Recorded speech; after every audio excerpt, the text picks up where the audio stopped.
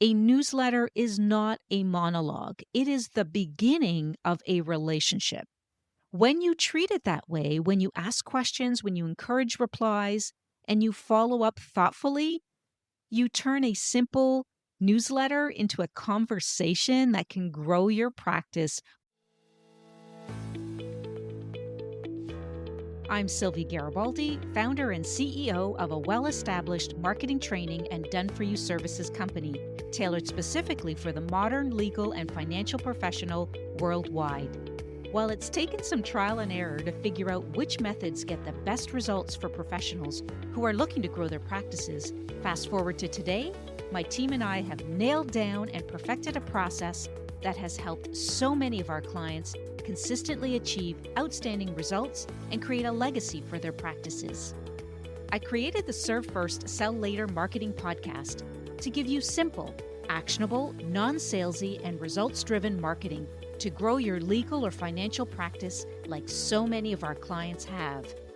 If you're a lawyer, mediator, financial, or divorce professional who is looking to become highly visible and wants to create a practice that makes an impact, then you're in the right place. Let's dive in. Hello, everyone, and welcome back to episode 89 of the Serve First, Sell Later marketing podcast. I'm your host, Sylvie Garibaldi. So have you ever noticed how newsletters seem to be popping up everywhere these days? Well, there's a reason for that, and that is studies show that email marketing produces about $36 in revenue for every dollar you spend. And I think that's an insane return, especially for service professionals like lawyers, mediators, and other divorce professionals. But it's not just about money because social media feels like shouting into a crowded room, whereas newsletters maybe feel more like a conversation over coffee. So when you send an email, you're actually not fighting algorithms because you're speaking directly to someone who's already interested in what you do. And how do we know that? Well, because they've given their permission for you to send them emails, and that demonstrates interest. And because they've invited you into their inbox, right, because they've subscribed, you can really build trust at scale. So, on this podcast, I always talk about serve first, sell later. And I think a good newsletter really embodies that. And it's not a sales pitch, it's a monthly check in packed with insights, stories, and updates that really help people long before they need to actually hire you. So, in today's episode, I'm going to unpack why newsletters could be one of the most powerful tools for keeping your firm top of mind with past clients and referral partners. And I'm going to talk about how to strike the right balance between value and promotion. And I'll also show you how to tailor your newsletter content so that it actually gets read. All right, let's dive in. So I want to start with your most precious audience, and those are the people who already know you. And so past clients are like gold because they know you, they've trusted you, and many of them will need help again or know someone else who does. Yet once their matter closes, what happens in most cases is they slip off your radar, right? And so a newsletter is your bridge back to them. So I want you to think about how many emails you scroll past every single day. Yet, if you see a friendly note from someone that you actually worked with, someone who's helped you through a divorce or drafted your will, you stop.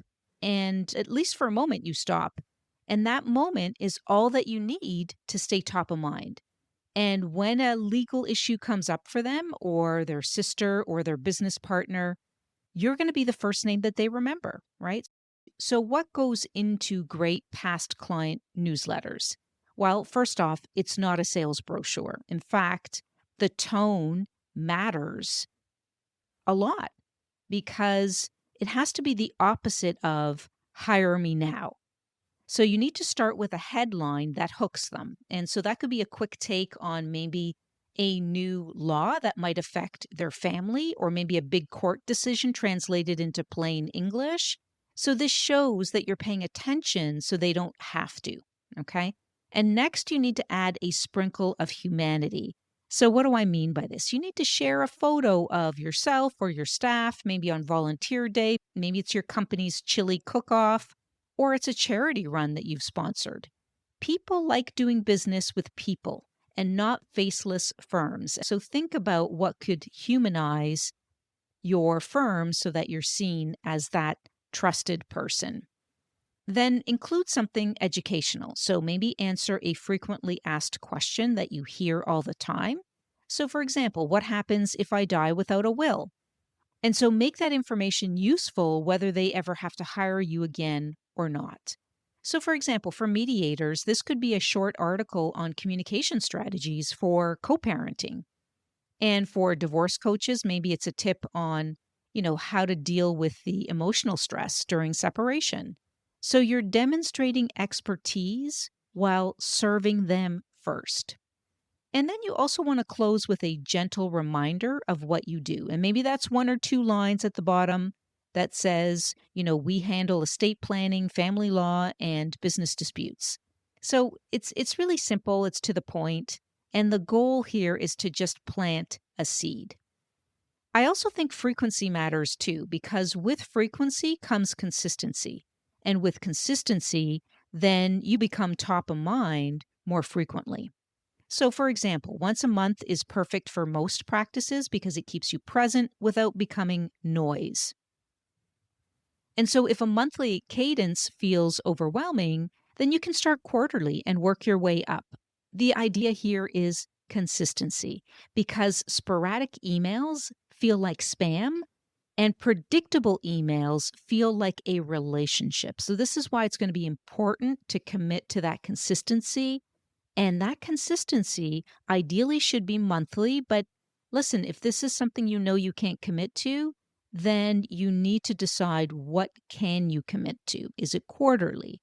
Is it every 6 months? It all starts with building consistency first. And remember, past clients already like you. Your job isn't to convince them to like you again. Your job is to show up, to serve them with valuable insights, and really remind them that you're there for them when life or business gets complicated. And really, that's how a newsletter becomes a referral engine and not a marketing chore. All right, so let's talk about the other side of your audience, and that is the people who send clients your way. And so I'm talking about referral partners and professional acquaintances because they too are your growth engine. So they might be fellow attorneys in other practice areas, they could be financial advisors, therapists, mediators, even former clients who have turned into advocates. So they know enough about you to introduce you to their clients, but only if you stay on their radar and make it easy for them to remember what you do. Okay, so a referral partner newsletter is different from a client newsletter because its purpose is different. Okay, and in fact, I talked about a client newsletter, but within that client newsletter, not only is that existing clients, but don't, shy away from throwing in prospects who haven't closed yet into that client newsletter as well. Okay, so getting back to the referral partner newsletters, I mentioned that they are different from your client or prospect newsletter. And you're not just nurturing a relationship, you're equipping someone else to speak about you. And that means that your content has to answer two key questions for them. Who is a good fit for your services, number one? And number two, why should I refer people to you? Okay, those are two fundamental questions that you need to make sure that you're answering in every single newsletter. So you start by clarifying your value. If you handle estate planning, tell a quick story about a recent matter that you resolved. Highlight the issue, highlight your solution and the outcome, because when your colleagues read that, they immediately understand the type of problem that you solve and who they should send your way. Okay, I hope that's making sense. So you want to use your newsletter to educate your partners on changes in the industry as well. So other lawyers and other acquaintances will appreciate a summary of maybe a new statute or a court ruling. Financial planners might benefit from an update on tax laws affecting divorce settlements. So just think about the different things that you can update, industry updates, legal updates, whatever those updates may be. Consider how you can put them into the newsletter so that they can add value to your referral partners, because you want your referral partners to become educated about what you do, but then how they can also educate their clients so that they look good in the eyes of their clients. And when that happens, guess what? You're going to be the first one that they refer to when their clients need your services. So don't forget to include shareable content. So maybe create a short checklist, an infographic, or a link to a guide that referral partners can forward to their own clients.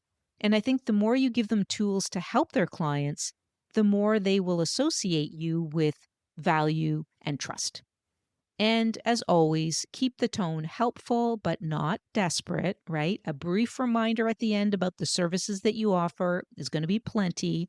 Avoid anything that feels like you're begging for cases. People refer to you because they trust you, not because you're hounding them. And finally, invite your referral partners to share the newsletter or invite them to a conversation with you. You can use a simple line like, feel free to forward this to your clients who might benefit or anyone else who could benefit. And a simple line like that just encourages them to become amplifiers for your practice. You can even sprinkle in a success story where a past referral led to a great outcome, and that just shows gratitude and reinforces the cycle.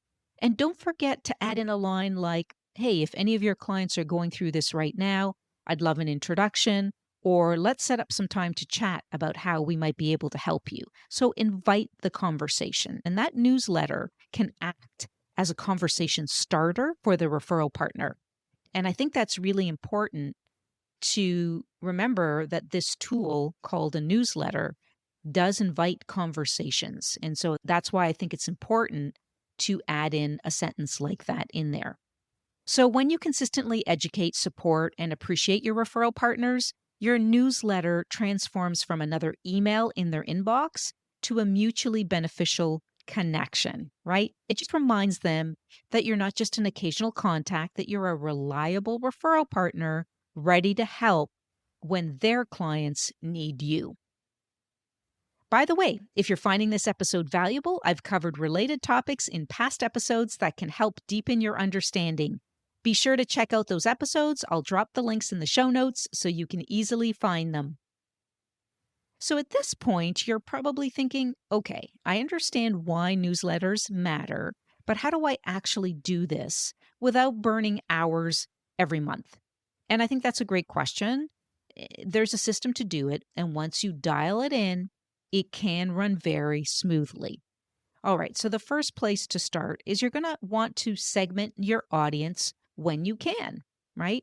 So one size does not fit all, and it's going to be important to divide your list by practice area, client status. It can even be engagement level. So it's going to be important to think about how to segment. So, for example, maybe you send business law tips to entrepreneurs, or maybe you send family law updates to people who are only interested in family law and divorce matters. The idea here is to create separate lists. Some ideas for these separate lists could be current clients, past clients, prospects, and referral partners. And you can also tag them by level of engagement, right? Highly engaged contacts get deeper insights, while cold leads maybe don't get as frequent emails or the same information. So it's going to be important to look at, hey, how can I segment my list? Then you're going to personalize beyond the name. So, what do I mean by that? I want you to go further. So, you can segment by maybe people who attended your recent webinar, or maybe you segment by a resource that they downloaded. So, that's what I mean by personalizing and putting the content in that email or newsletter that talks about a recent event. So the recent event could have been a webinar they attended, or maybe the resource that they downloaded. So you're acknowledging that, and that personalizes the newsletter. Okay. So that's another way to actually personalize. So, for example, if you're an estate planning attorney, you can mention the seminar that they recently joined about wills. So I think these little details can make a huge difference. You also want to look at design and structure because they do matter, and you do not want to reinvent the wheel every month. You want to build a template that has clear sections for your newsletter. Maybe it's a section for updates, maybe it's a section for community news, then your personal touch, and then gentle reminders of your services, right? So having a consistent structure can help you produce newsletters faster and really gives readers a familiar rhythm. So you want to use headings and bullet points to make it scannable. You want to keep subject lines short, and you really want to focus on the benefit to the reader. So, for example, you could say something like 3 estate planning mistakes to avoid. And that's going to get more opens than maybe just, Smith Law monthly newsletter, right? So you can test the variations, but you will see that the ones that have more powerful headlines are going to be the ones that get opened and read ultimately. Another important thing to consider is mobile friendly and compliant versions. So, most of us live on our phones. So, you want to make sure that when you're creating these newsletters that they are mobile friendly and that you're using things like a single column layout, big buttons and, concise copy because that's going to read well on small screens. And then another important element is measuring and adapting because data is your best friend. And I think that's really important to understand is that data is your best friend. So you want to track open rates. You want to track click-throughs. You want to track consultation bookings and forward rates. These are all important numbers to know because if people are opening but they're not clicking, then maybe your call to action needs work. If your unsubscribe rates spike, that's something to pay attention to. Then that means that your content is not resonating with them, right? And it might be off balance, or maybe your frequency is too high. So it's going to be important to set up dashboards in your email marketing platforms so that you can review these numbers at least once a month. And then over time, you'll see patterns, right? Maybe estate planning articles drive more consultations in the spring. So, whatever it may be, use that insight to really refine your strategy. And you want to keep your tone helpful, but not pushy. So, here's what I mean by this. You never want to sound like you're begging for business. And an easy rule is what I call the 80-20 split. 80% of your content is going to be educational, it's going to be entertaining or human. And then you can reserve the other 20% for maybe a subtle promotion. And I think that ratio builds trust. So instead of saying, hire us again, and this is why you should hire us, you really want to lead with value first, but then also sliding in how you can help, because that's part of the process. You're also going to use automation wisely. So after a client case closes or maybe a mediation agreement is signed, you want to set up a series of follow-up emails, right? So start with a thank you note within 24 hours. Maybe a week later, you can send a request for feedback or an invitation to leave a review. So you want to use automation wisely. So think about using email platforms like MailChimp and Constant Contact because they have drag and drop tools to make automating your newsletter easy. And so I think it's going to be important to find the right platforms for your newsletter. And I don't want to underestimate AI, right? And AI is definitely a very powerful tool for writing. And of course, they're not a replacement for your voice, but they're fantastic assistants. So feel free to use them to brainstorm newsletter topics, to draft sections, or to repurpose a blog post into maybe more concise newsletter copy. And AI can help you summarize, a recent court decision or a recent client success story. And it can help you come up with catchy subject lines. So make sure that you're using AI to do that. And then, of course, an important element is to always review and refine the output to ensure that it aligns with your tone and, of course, your ethical obligations.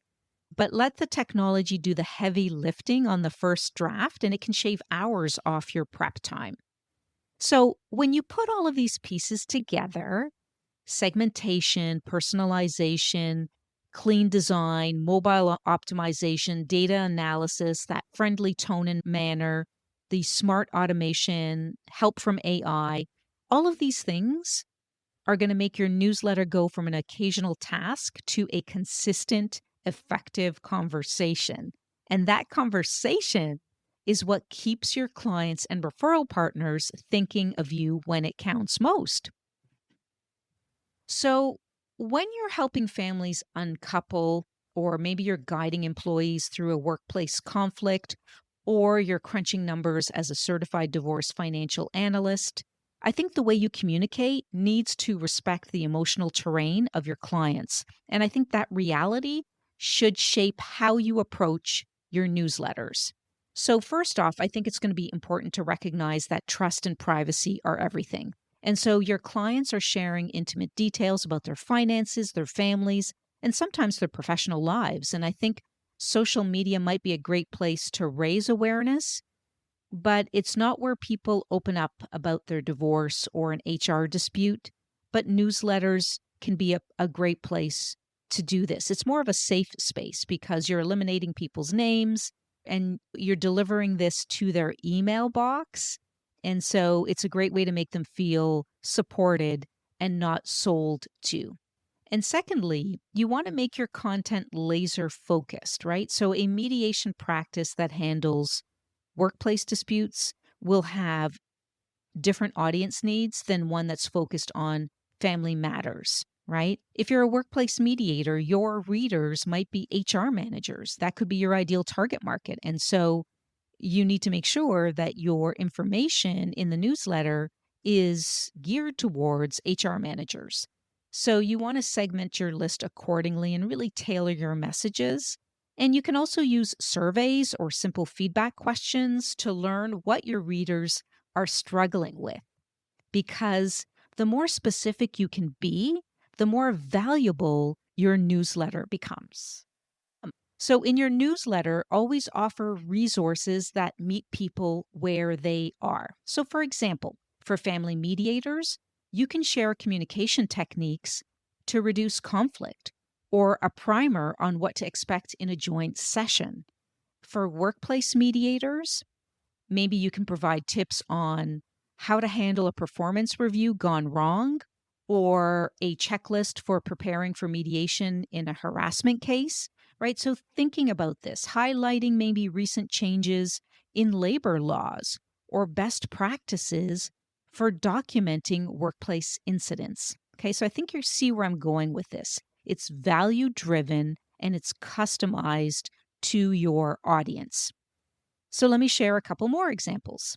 So, if you're a divorce coach, you could include worksheets for managing stress or talking points for difficult conversations with children, while CDFAs might share budgeting templates, tax considerations, or case studies showing different settlement structures that play out over time.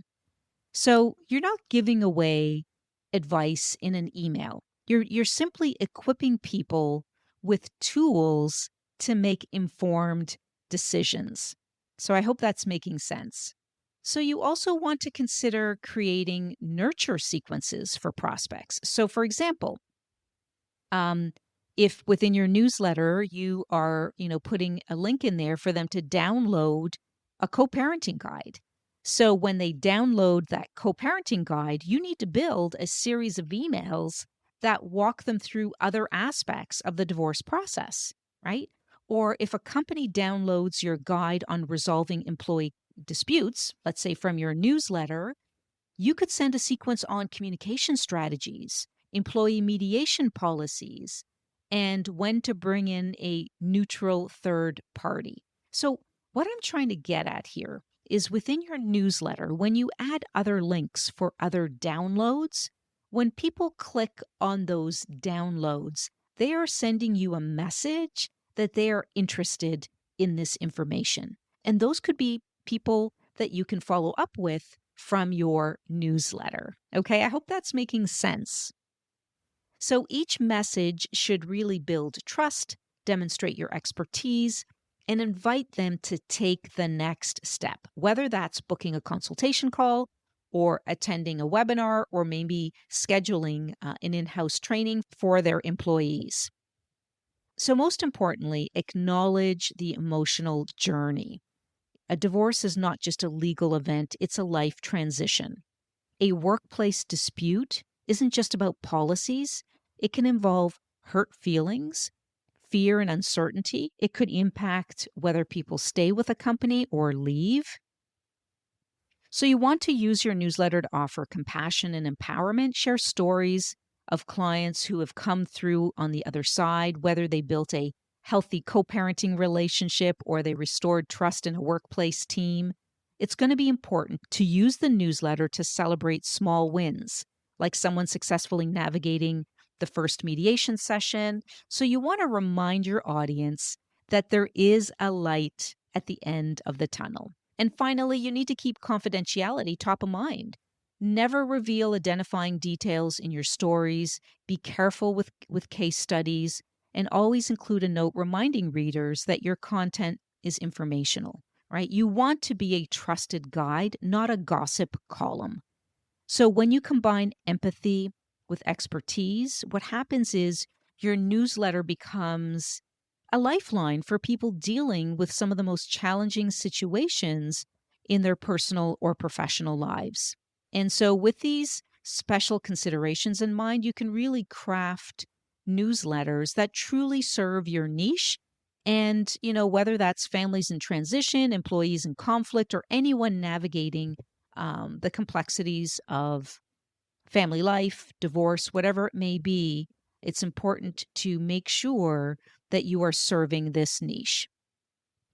So, we've talked about why newsletters matter and how to build them. So, I want to talk now about what happens when you hit that send button, okay? Because that's when the real magic happens, when you can turn that email into a conversation. So, your newsletter should never feel like a broadcast from a mountaintop, okay?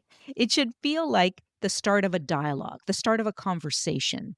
And that's where follow up comes in. So I want you to think of each issue of your newsletter as an invitation, right? You're inviting the reader to ask questions, to share feedback, or to take the next step toward working with you. And here's how you do it, I think. At the end of every newsletter, I want you to include a clear, friendly call to action. Instead of call us for a consultation, I want you to try something like hit reply and let me know your biggest question about estate planning. That could be a call to action to get people interested. For mediators, maybe you say, what's the hardest part about managing conflict at work? Right? So something like that. And for divorce coaches, you could add a line that says something like, is co-parenting keeping you up at night? I'd love to hear your story. Please reach out to me. It's about having these prompts turn passive readers into engaged participants. Okay. I hope you see where I'm going with that. Because even a handful of replies can tell you what your audience is thinking and gives you a chance to build those deeper relationships because they're self identifying when they respond. Okay. So once you get a response, you're going to follow up. A quick note acknowledging their question and offering a resource goes a long way. If their question is common, maybe you can feature it in your next issue's Q&A section of that newsletter, right? So that shows that you're listening and you're reinforcing the idea that this newsletter is for them and not just about you. You can also use your email platform to trigger automatic follow-up when someone clicks a specific link, right? So suppose you share a link to a guide on workplace conflict, just like I mentioned, and then someone clicks it. Then you send an automated email that arrives a day later saying something like, I saw you downloaded our guide on handling performance review conflicts.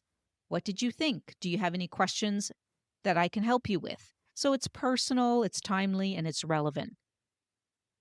So I think you need to remember that conversations don't always need to lead to a sale, okay? They can lead to referrals, they can lead to testimonials, or just goodwill.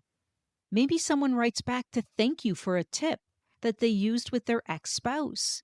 Maybe an HR manager asks if you can speak at their company's training session. So when you serve first, the opportunities will always follow. And don't forget, conversations can happen offline too. So use your newsletter to invite readers to webinars, to office hours, or community events. You can say something like, "Hey, we're hosting a live Q&A on estate planning next month. Here's the link to register," right? So these gatherings really deepen the connection and make it easier for people to ask questions that they might not put in an email. The bottom line is this: a newsletter is not a monologue. It is the beginning of a relationship. When you treat it that way, when you ask questions, when you encourage replies, and you follow up thoughtfully, you turn a simple newsletter into a conversation that can grow your practice one human interaction at a time. So, I've covered a lot of ground in this episode. I've talked about why newsletters are a gold mine, how to tailor them for past clients and referral partners, the nuts and bolts of segmentation, personalization, and of course, automation, and the special care needed when your work is deeply personal. So, I think it's important to consider these elements, but it's also important to remember that a great newsletter is more than just information delivered, right? It's a conversation starter. It's an opportunity to connect with real people and to answer real questions, and of course, to build real relationships. So when you invite readers to hit reply, when you follow up personally or they're automatically based on their interests, what happens here is you're turning a one-way email into a two-way dialogue that can transform your practice. So here's your call to action. If you already have a newsletter, I want you to take a fresh look at it through the lens of the serve first, sell later. Ask yourself, are you providing value? Are you inviting conversation? Are you segmenting your audiences so the right people get the right message? So make one small improvement this week. Maybe refine your subject line, add a personal story or a segment, or maybe make a new list of referral partners. Maybe even add a newsletter for referral partners if you just have a newsletter that goes out to clients and prospects. For those of you who don't have a newsletter, think about starting simple. Pick an email platform, gather your past clients, your present clients, close colleagues, and commit to sending one value-based email next month. Use a template with sections. A lot of these email platforms have templates already there. You just need to add in your content, keep your tone human, and close with a question that invites a reply. Okay, remember, you're not writing War and Peace. You're simply opening a door. And finally, let this be a reminder that your marketing should feel like a service, generous, thoughtful, and personal. That's how you build trust. That's how you stay top of mind. And that's how you grow a practice without ever feeling like you're selling. Thanks for tuning in today. And if you haven't already, please make sure to subscribe so that you don't miss future episodes packed with actionable strategies to grow your practice. See you in the next episode.